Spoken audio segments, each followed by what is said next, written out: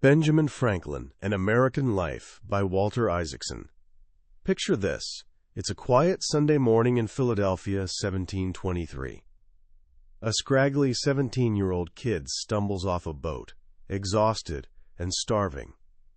He's a runaway, with nothing but a single Dutch dollar and some copper coins jingling in his pocket. He wanders up Market Street, practically broke but bursting with ambition, and blows his first pennies on 3 big, puffy bread rolls. As he strolls along, chomping on one and tucking the others under his arms, a young woman named Deborah Reed spots him from her doorway. She can't help but think he looks absolutely ridiculous.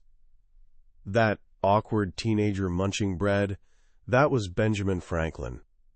And watching him transform from that goofy runaway into one of history's most fascinating characters is honestly one of the most incredible stories of reinvention you'll ever encounter.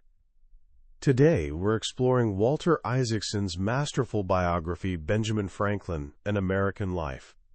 This isn't just some dusty history book. It's actually a blueprint for living.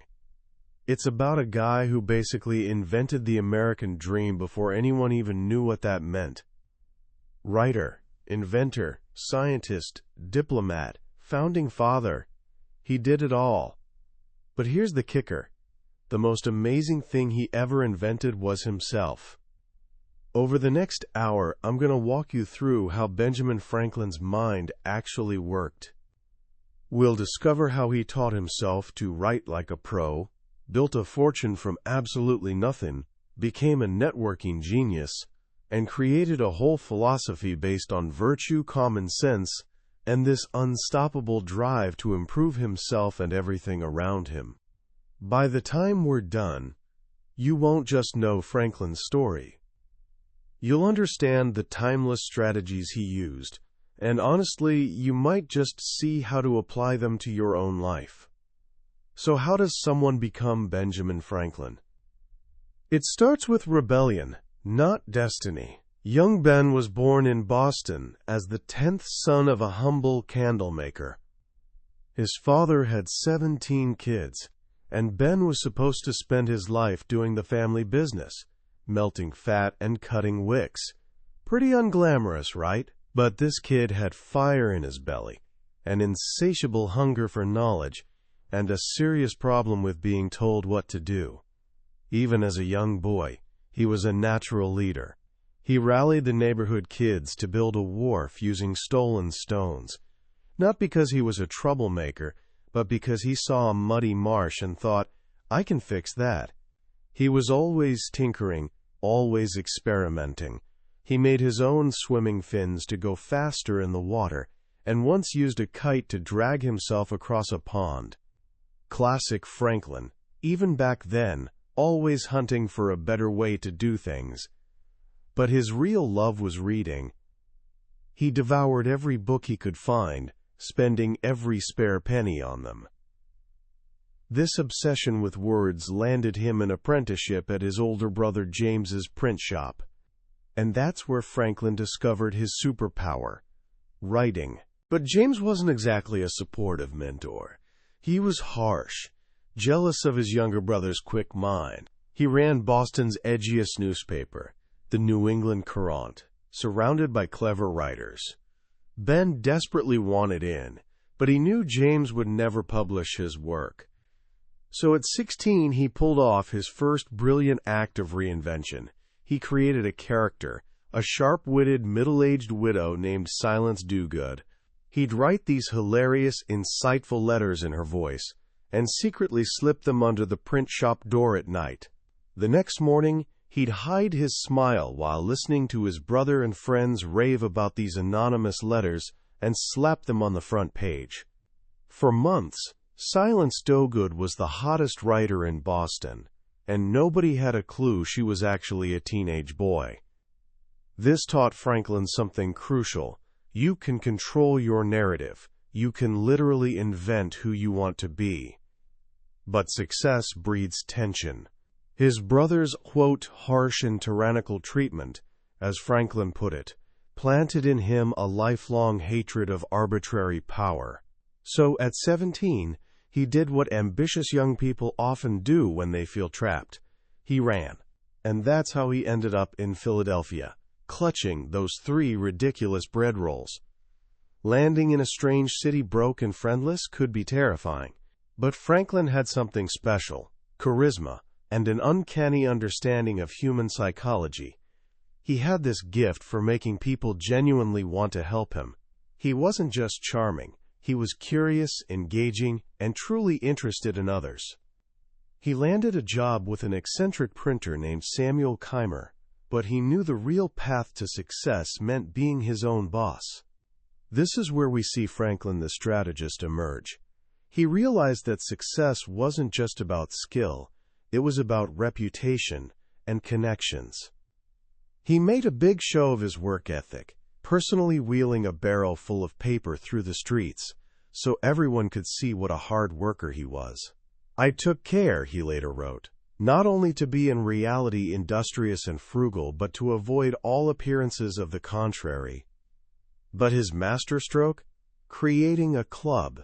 In 1727, he gathered 12 ambitious young tradesmen, printers, clerks, surveyors, and formed a self-improvement club called the Junto. Think of it as his personal advisory board, or maybe an 18th-century mastermind group. Every Friday night, they'd meet to debate philosophy, morality, and science. But the Junto was way more than intellectual fun. It was an engine for mutual success. Franklin created strict conversation rules. The goal wasn't winning arguments but discovering truth. He taught his friends to avoid direct confrontation and instead ask gentle, probing questions. Persons of good sense, he noted, rarely fall into loud, pointless arguments. This became his laboratory for developing those famous diplomatic skills. He learned that persuasion works better through suggestion than commands. He discovered that the best way to influence people wasn't appearing smarter than them, but making them feel intelligent. The Junto was also networking gold. Members helped each other get work, loaned money, and backed each other's projects. From this small club grew some of Franklin's greatest civic achievements. When they realized they couldn't afford all the books they wanted, Franklin proposed pooling resources to create a subscription library, the first in America. The library was a massive hit and transformed Philadelphia. "These libraries," Franklin reflected, "have improved the general conversation of the Americans and made the common tradesmen and farmers as intelligent as most gentlemen from other countries." From there, his civic ambitions exploded. Using the Junto as a launchpad, he organized America's first volunteer fire department, a professional police force, a public hospital, and the academy that became the University of Pennsylvania. His philosophy was elegant. The good men may do separately is small compared with what they may do collectively. He was building a new kind of society from the ground up, powered by engaged citizens rather than aristocrats. While revolutionizing his city, he was also reinventing himself as a writer. In 1732, he launched Poor Richard's Almanac. Almanacs were colonial America's bestsellers, packed with weather forecasts, star charts, and practical tips. But Franklin added his signature twist: humor and wisdom delivered through the voice of simple, henpecked Poor Richard Saunders. The almanac overflowed with clever sayings and proverbs, many borrowed but all polished to perfection by Franklin. Fish and visitors stink in 3 days. He that lies down with dogs shall rise up with fleas. 3 may keep a secret if 2 of them are dead. And of course, early to bed and early to rise makes a man healthy, wealthy, and wise. Poor Richard's Almanac became a runaway bestseller, making Franklin wealthy. But for him, it was more than business. It was a teaching tool for his favorite virtues: hard work, frugality, and practical wisdom. He was basically coaching the rising middle class on how to succeed. At just 42, Franklin did something almost unheard of. He retired. He sold his printing business to his foreman and devoted himself to his true loves, science and public service. This is where Franklin's story gets really fascinating. He wasn't satisfied being a successful businessman. His curiosity was boundless and restless. And the object that captivated him most was the mysterious force of electricity. Back then, electricity was basically a party trick. Entertainers would rub glass tubes to create static electricity, making hair stand up or producing tiny sparks. But Franklin saw something deeper, a fundamental force of nature waiting to be understood. He dove into experiments with childlike excitement. He recruited his junto friends, commissioned custom glassware, and turned his house into a laboratory. Through a series of brilliant experiments, he made some of the 18th century's most important scientific discoveries. He was first to realize electricity was a single fluid, not two different types as previously thought. He developed the concept of positive and negative charges, actually coining those terms. He invented the first electrical battery by linking charged glass plates. Words we still use today, battery, charge, conductor, all came from Benjamin Franklin, but his most famous experiment involved a kite. For centuries, lightning had terrified people as a supernatural force, God's wrath made visible. Franklin suspected it was just a massive electrical spark, and he designed an experiment to prove it. The story we all know about Franklin flying a kite in a thunderstorm is mostly true, though probably more dangerous than schoolbooks suggest. He needed to get a conductor near the clouds. So one stormy day in 1752, he and his 21-year-old son William headed to a field. They flew a silk kite with a metal wire at the top and attached a metal key to the wet string at the bottom. As storm clouds passed overhead, he watched the string's loose threads stand on end. He cautiously brought his knuckle close to the key. A spark jumped. He'd done it. He'd proven lightning was electricity. In that moment, he stripped away the terror from one of nature's most frightening phenomena. But Franklin didn't stop at understanding it. He wanted to tame it. His experiments showed that pointed metal objects could safely draw off electrical charges. This led to his most practical invention, the lightning rod. By placing a pointed metal rod on a roof with a wire running to the ground, you could create a safe path for lightning strikes, protecting buildings and people inside. Simple, elegant, life-saving. When offered a patent, he refused. As we enjoy great advantages from the invention of others, he wrote, "We should be glad of an opportunity to serve others by any invention of ours, and this we should do freely and generously." His discoveries made him the world's most famous scientist.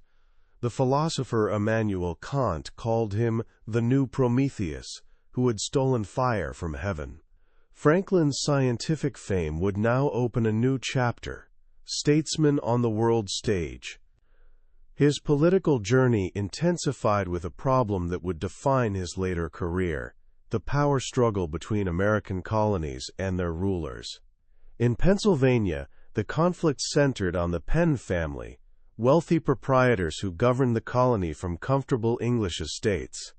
They insisted their vast Pennsylvania lands be exempt from taxes, even taxes needed to defend the frontier from French and Indian attacks. Franklin, now in the Pennsylvania Assembly, became their fiercest opponent. It was a matter of basic fairness. Why should ordinary citizens pay to defend wealthy proprietors' property? This fight deepened a core Franklin principle: fierce opposition to hereditary power and unearned privilege. His political vision expanded.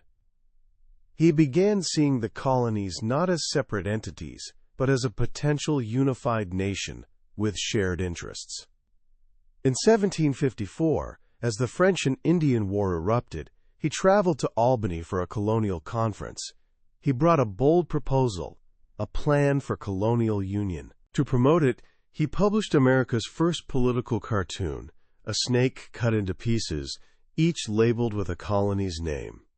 The caption was simple and powerful: "Join or die." The Albany Plan was revolutionary. It proposed a central government with a president-general appointed by the king and a grand council chosen by colonial assemblies.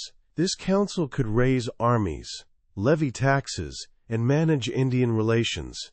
It was the first detailed blueprint for American federal government. But nobody was ready. The colonies rejected it, fearing loss of individual power. The British government rejected it too, worried about colonial unity. It was classic Franklin compromise that pleased no one then, but planted the seeds of nationhood. His growing influence led Pennsylvania to send him to London in 1757 as their representative, to argue against the pens directly with the British government. He thought it would take months. He stayed almost 18 years. In London, Franklin was a sensation.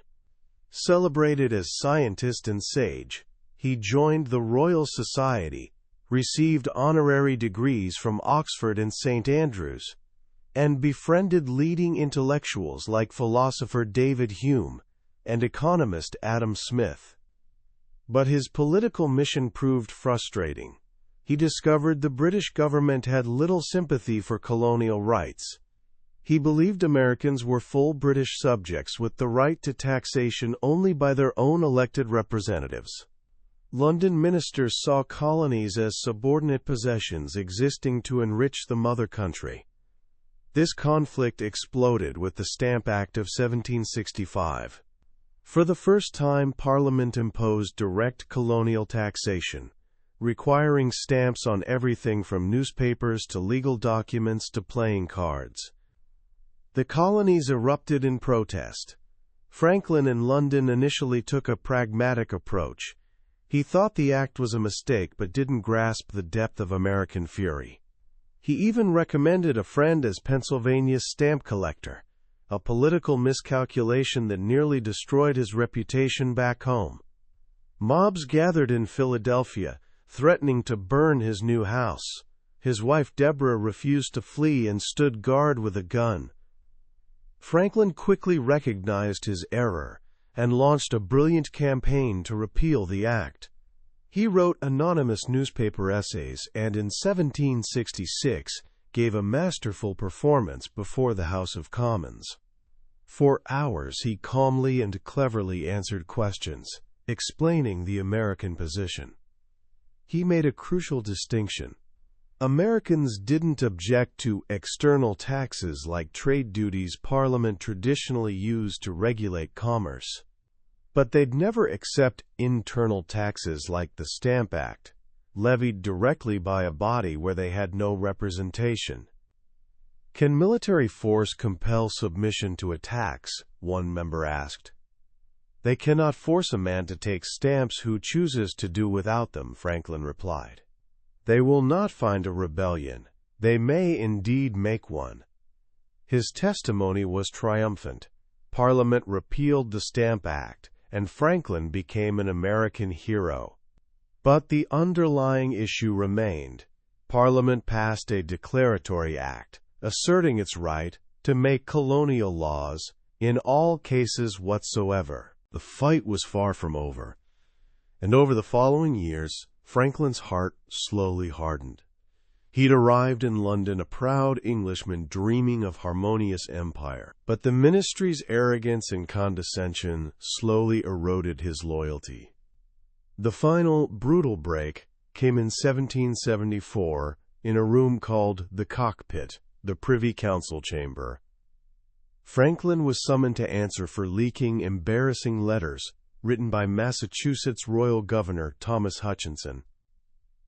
For over an hour, the King's Solicitor General Alexander Wedderburn launched a vicious personal attack, calling Franklin a thief and traitor. He has forfeited all the respect of societies and of men, Wedderburn thundered. The lords and ladies in attendance cheered and laughed. Franklin stood silent and motionless, absorbing the abuse without showing the slightest emotion. But inside, something had shattered. He'd once believed in reconciliation. Now he knew it was impossible. He left the cockpit transformed, no longer British American, just American. He sailed home in March 1775. While he crossed the Atlantic, shots rang out at Lexington and Concord. The war for independence had begun. Arriving in Philadelphia, he was immediately elected to the Second Continental Congress. At 69, he was the oldest member, a revered elder among young firebrands like Thomas Jefferson and John Adams. For a while he stayed quiet, listening more than speaking. Some whispered he might be a loyalist spy. They didn't understand his method. Franklin was waiting, observing, and most painfully, trying to convert his own son William, New Jersey's royal governor, to the patriot cause.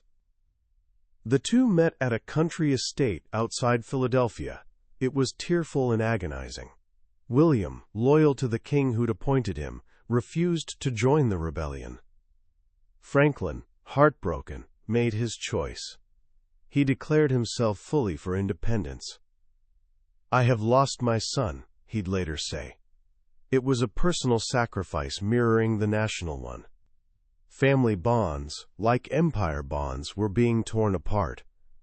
From that moment, Franklin became one of Congress's most ardent patriots.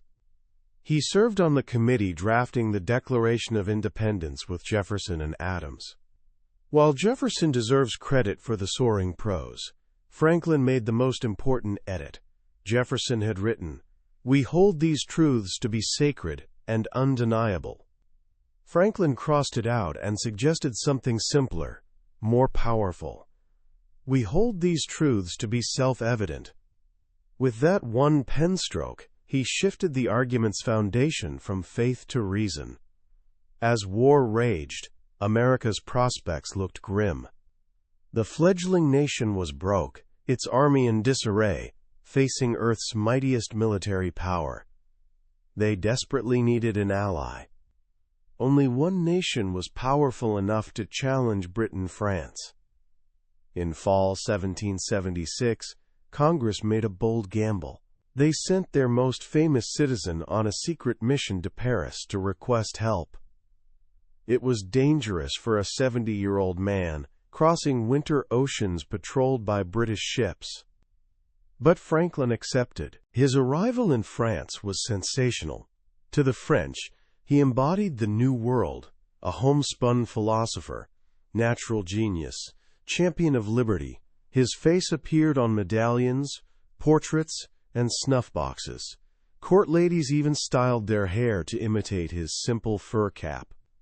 Franklin, the public relations master, played the part perfectly. He presented himself not as sophisticated diplomat, but as simple frontiersman.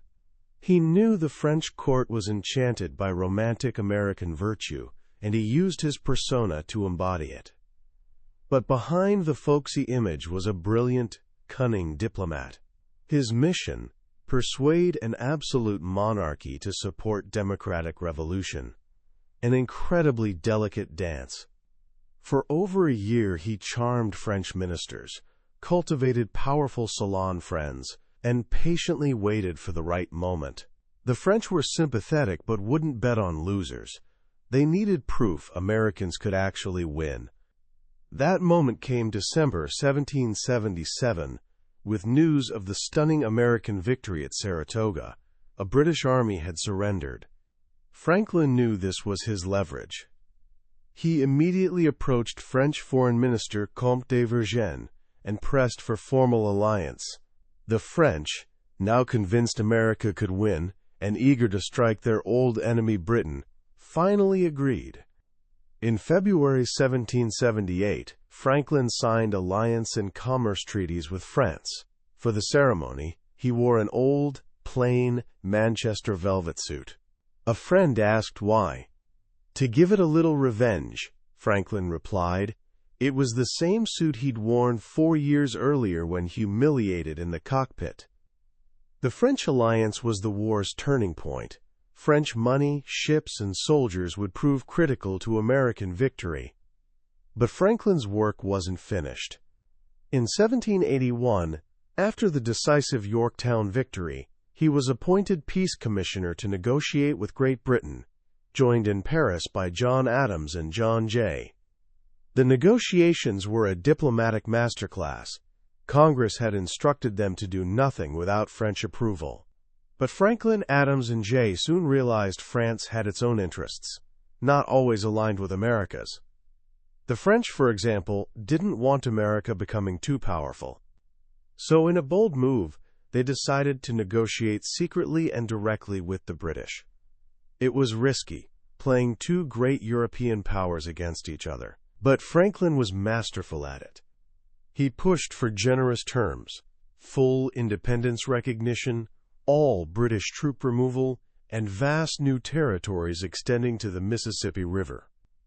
The toughest issue was compensation for loyalists whose property had been confiscated. Franklin was unbending, his anger fueled by his own son becoming a loyalist leader in New York. He refused to budge. Finally, in November 1782, they signed the preliminary treaty. Franklin had secured peace far more favorable than anyone thought possible. He'd won the war at the negotiating table. After 9 years in France, Franklin finally returned home in 1785 at 79. He was welcomed as a hero. He could have retired quietly, but his work still wasn't finished. The new nation was struggling. The Articles of Confederation adopted during the war had created weak central government, powerless to levy taxes or regulate commerce. The country risked falling apart. Summer 1787, the nation's leaders gathered again in Philadelphia for a convention to amend the Articles. Franklin, now 81 and frail, was a Pennsylvania delegate. He was the convention's elder statesman, its voice of wisdom and compromise. He didn't speak often, but when he did, everyone listened. The greatest conflict was between large and small states over congressional representation. The convention nearly collapsed. Franklin helped broker the Great Compromise. He proposed a two-house legislature, a House of Representatives with population-based representation, and a Senate with equal state votes.